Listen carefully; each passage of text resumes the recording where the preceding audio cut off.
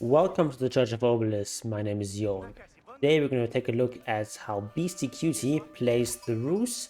I'm going to be explaining to you what kind of build order he uses, why he does the things he does, and I will argue that the Rus are in fact the strongest civ in the game overall, especially on these kinds of open land maps we're playing here on Arabia.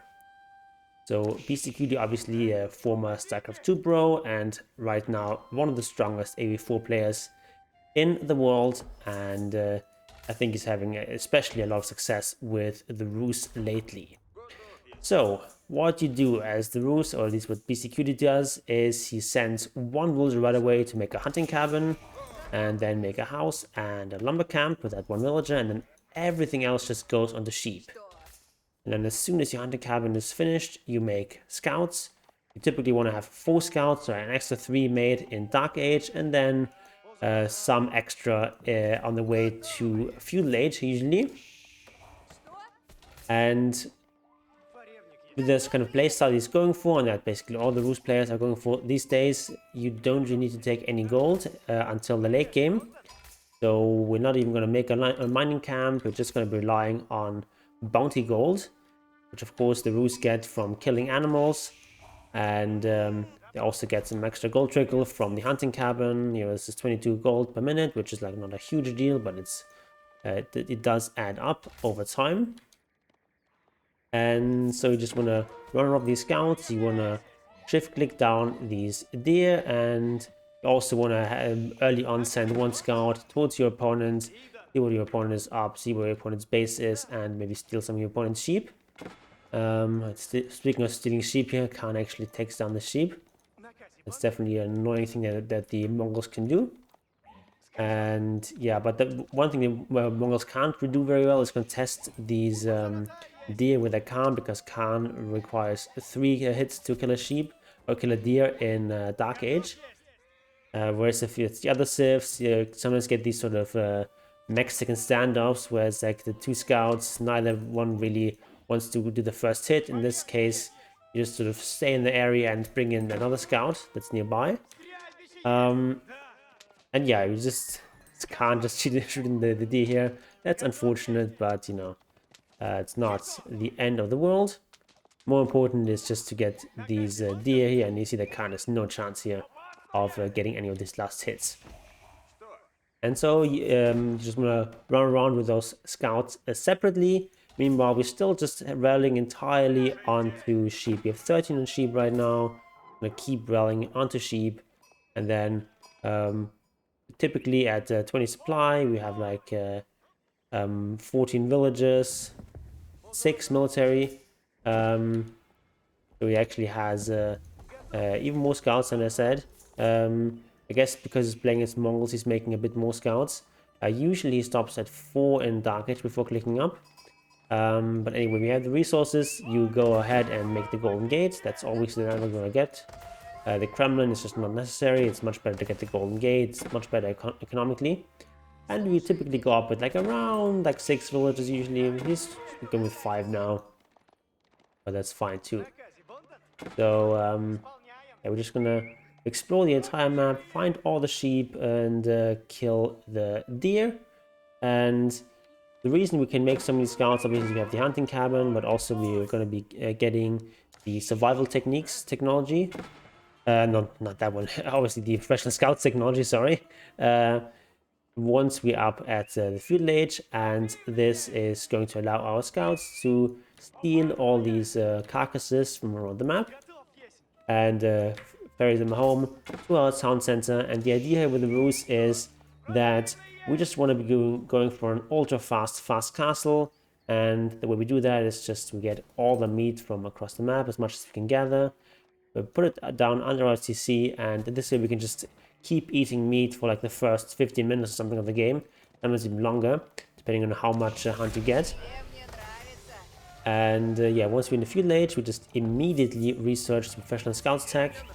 And against civs that are not really contesting your hunt and not really making scouts of their own, it's usually enough to have like around 6 scouts. But here, as we can see, we have a Mongol player that has this stable on the Uru, so it can also double produce scouts. So our Mongol opponent also has a large number of scouts. But of course, this is going to slow him down a lot more than it slows down the Rus. So we can see he's only now going up with the deer stones.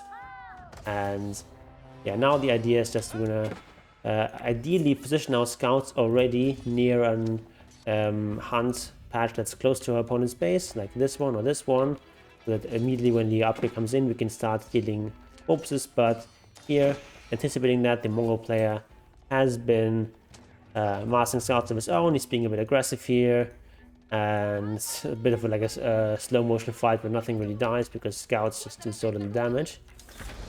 And yeah, opponent is now also in feudal age and will most likely also get the survival techniques, the professional scouts, once he has the resources for that. But of course, it's going to be slower to that. And since the opponent already also has lots of scouts, we just go for this more safer one first. But if you're playing against some sort of, I don't know, French or English player or whatever that doesn't want to make all that many scouts, you can just go right away and steal their deer here. Something that some players like to do is to go for Horsemen against this. Horsemen are faster than scouts, so they can sometimes pick up some of these scouts, and ideally you want to deposit the deer here right next to the entrance of the TC, but really anywhere is fine, and as long as it's like very close to the TC. But this one is ideal where it's like directly under the TC, that there's no walking involved.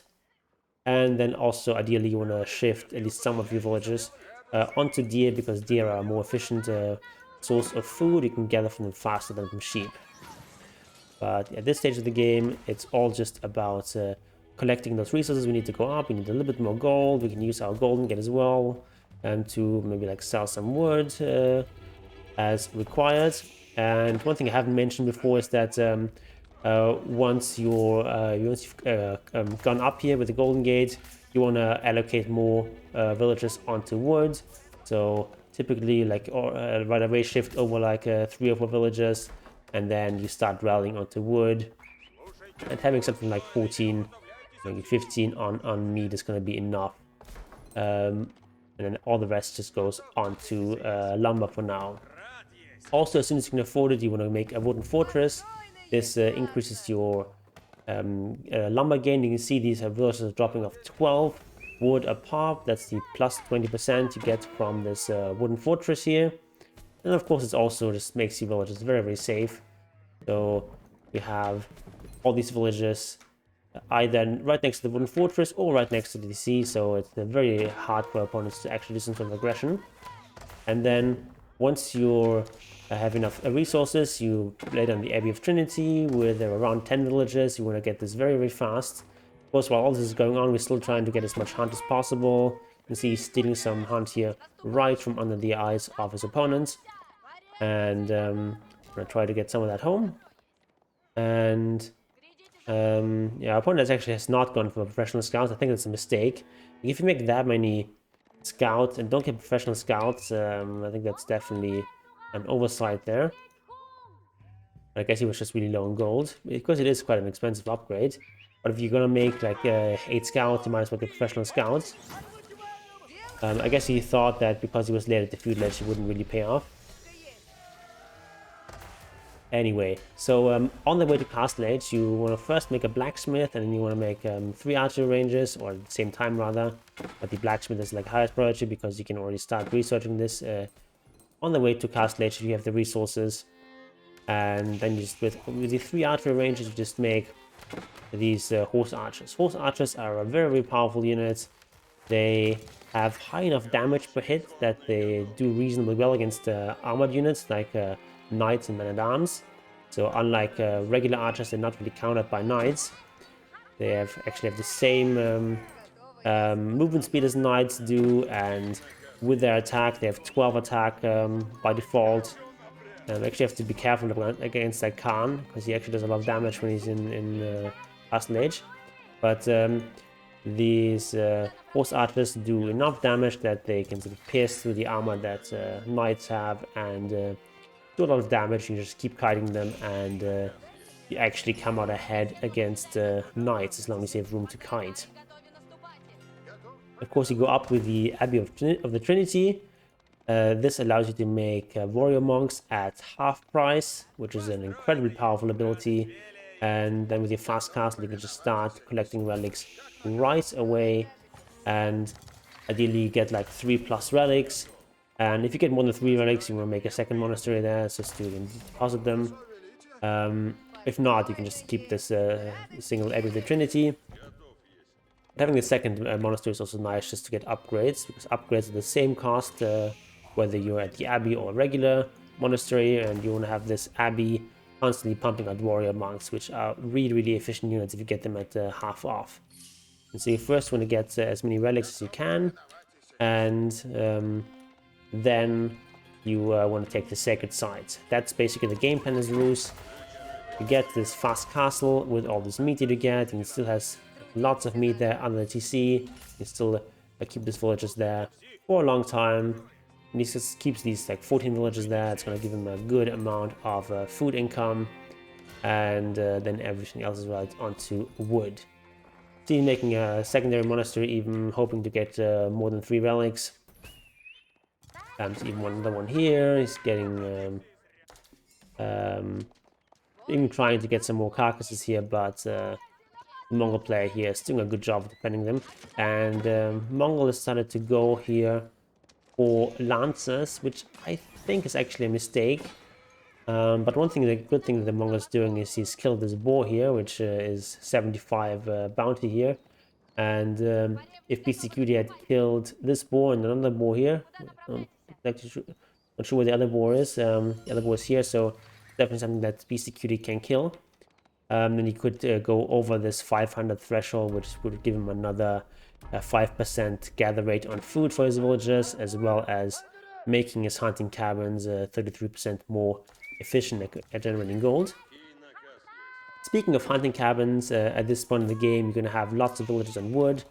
So even though you're spending quite a bit on wood for these horse archers, you have enough wood left over to make some hunting cabins.